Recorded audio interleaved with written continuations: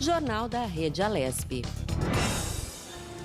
Entrevista aqui no Jornal da Rede Alesp, a gente fala agora sobre o projeto Carta de Mulheres do Tribunal de Justiça do Estado de São Paulo, o TJSP.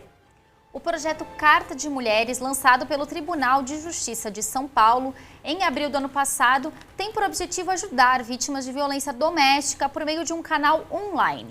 E agora a gente conversa com a juíza de direito, Tereza Cristina Cabral Santana. Boa tarde, doutora Tereza Cristina. Bem-vinda ao Jornal da Rede Alesp. Tudo bem com a senhora? Boa tarde, tudo bem? Muito obrigada pelo convite, pela oportunidade. Conta pra gente um pouquinho o que é esse projeto. Esse projeto nasceu no ano passado, bem no começo da pandemia. A ideia é que nós colhamos informações sobre mulheres que estão passando por situação de violência ou pessoas que conheçam mulheres que estão passando por situação de violência e que a partir desses relatos a gente informe essas pessoas sobre o detalhamento dessa situação e qual o tipo de serviço, qual o tipo de atendimento que podem ser, os tipos, de atendimento que podem ser buscados diante dessa situação de violência noticiada. Agora, doutora, além disso, a senhora falou agora que essa iniciativa foi lá em março, comecinho da pandemia em 2020. Nós já temos algum tipo de balanço dessas solicitações recebidas? Qual é o feedback nesse momento desse projeto? Nós temos mais de 1.600 formulários respondidos até a data de ontem. São várias as violências relatadas, a maior parte, a grande quantidade é violência psicológica, seguida da violência física, e praticadas pela grande maioria por companheiros ou ex-companheiros, ou maridos ou ex-maridos que vêm ao encontro do conhecimento que nós temos a respeito da violência de gênero mesmo. Doutora, ainda seguindo essa questão sobre a violência e quais são esses relatos, nesses mais de 1.600 formulários, quais os principais tipos de violência, então, relatados por essas mulheres? O principal tipo é violência psicológica, Essa vem, assim, com uma gama bastante detalhada de informações, seguida da violência física, e aí depois outras detalhadas. Lembrando que normalmente, na violência doméstica, várias violências elas acontecem ao mesmo tempo ou uma seguida da outra, Então, às vezes, os casos em que há o relato de violência psicológica também tem a violência física, a violência moral, a violência patrimonial e a violência sexual. E, doutora, como que é o trabalho do TJ, então, aí para ajudar, essas mulheres que são vítimas de violência, até por meio desse projeto novo? Olha, a gente faz uma análise detalhada desses relatos que são colocados, são profissionais que têm formação específica em violência de gênero, em violência doméstica, a gente analisa especificamente as situações e faz a comunicação, a informação para as pessoas que nos pedem a informação a respeito dos caminhos que podem ser tomados diante da violência que está sendo noticiada.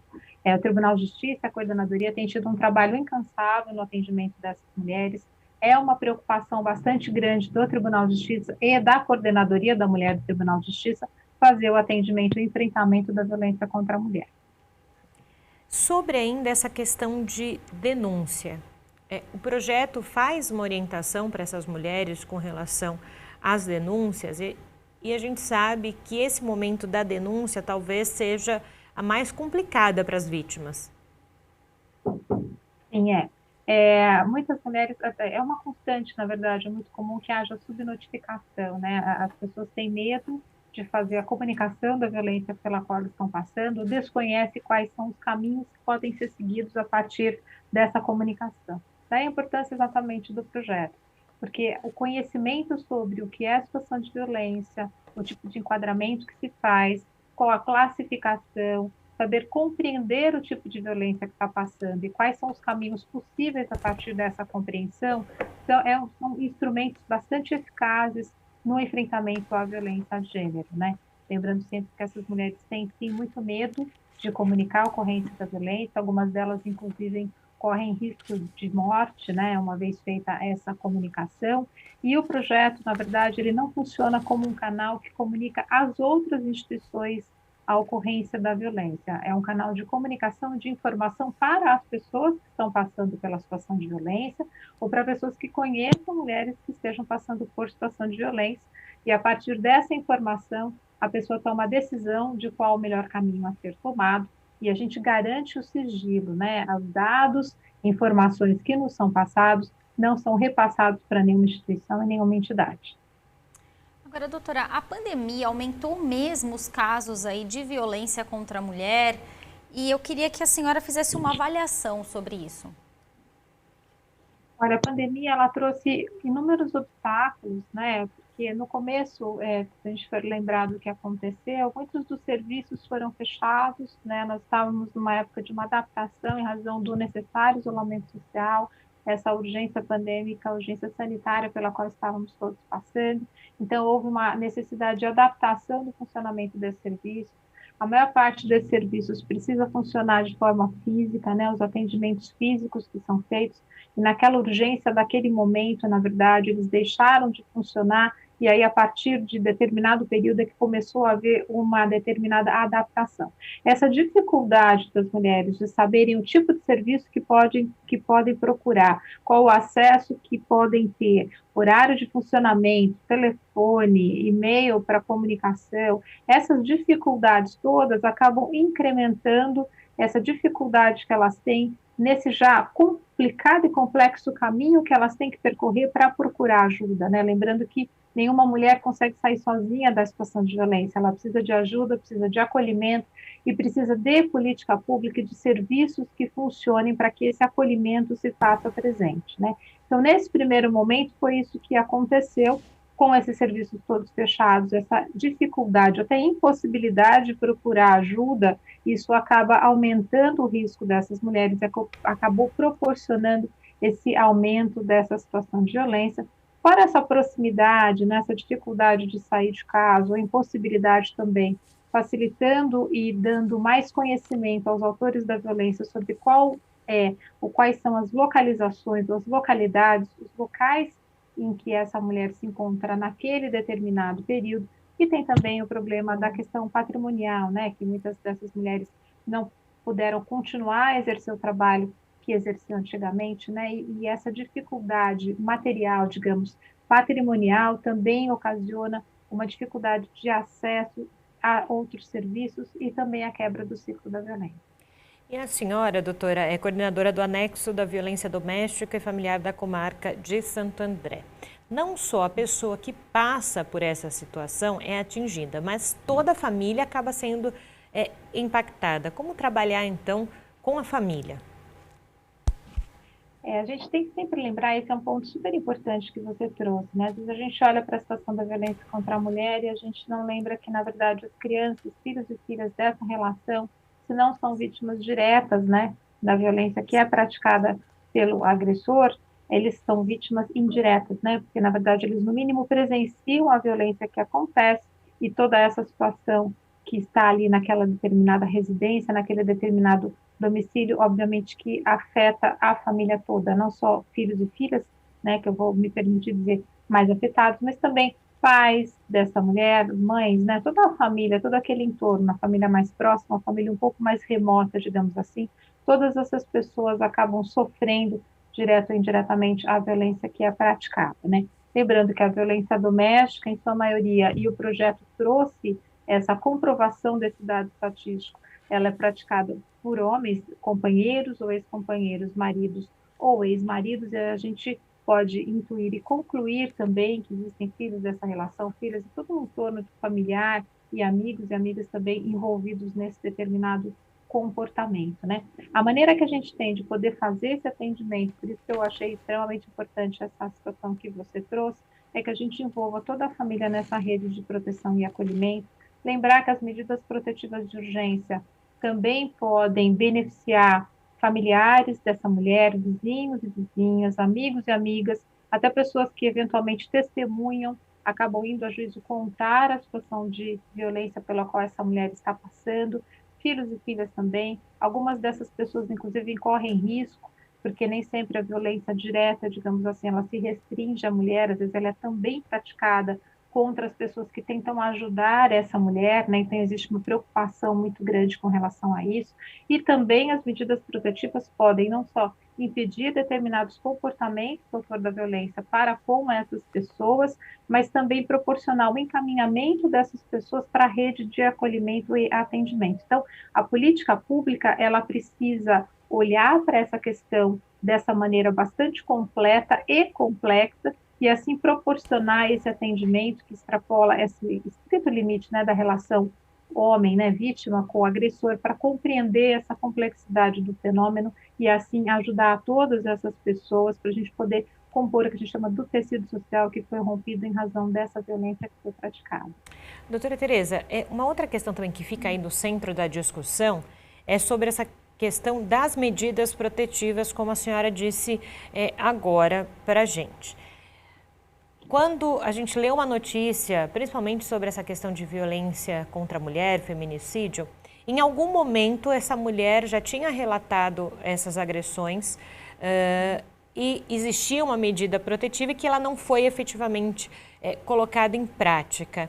Essa ainda é uma questão muito delicada de se entender nesse meio jurídico e da justiça que, se uma mulher tem uma medida protetiva, é preciso ser mais efetivo na fiscalização? Existe ainda uma dificuldade da nossa sociedade em compreender a seriedade e a gravidade da violência contra a mulher.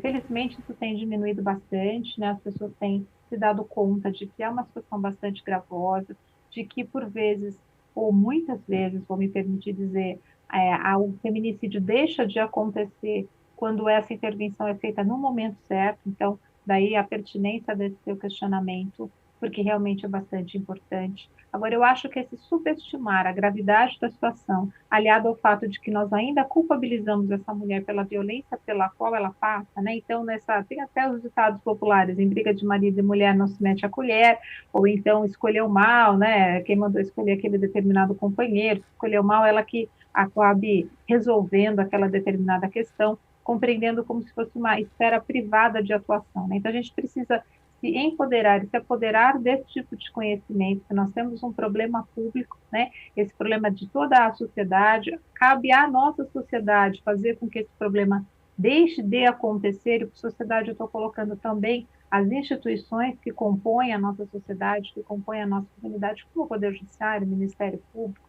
a Defensoria Pública, enfim, todas essas instituições que têm essa responsabilidade de lidar com a situação de violência e compreendendo essa seriedade, fazer com que todas as medidas destinadas ao enfrentamento da violência, acolhimento e proteção dessa mulher sejam efetivamente implementadas. Dentre elas, é imprescindível a concessão das medidas protetivas de urgência.